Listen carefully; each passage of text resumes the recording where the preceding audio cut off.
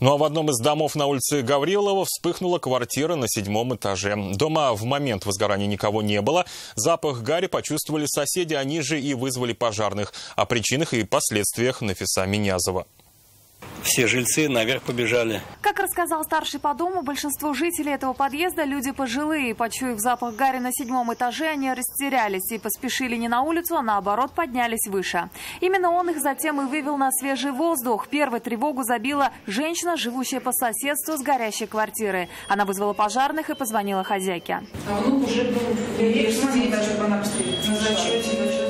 Мать хозяйки квартиры первой приехала на место возгорания. Она открыла дверь пожарным, чтобы они потушили пламя, и рассказала, что последним в квартире находился ее внук. Если бы еще немножко времени пошло бы, то мог бы газ самотеком, газ уже вон, сколько есть давления, все бы горело. И вся квартира бы сгорела. Огонь охватил мебель и вещи на площади 2 квадратных метров. Старший по дому услышал от дознавателя предположительную причину пожара. Похоже, электроподжиг. В общем, вытяжка вот эта над плитой стояла, вот там весь ящик сгорел. Оттуда началось, и возгорание было там. Я так понял, но еще экспертиза будет.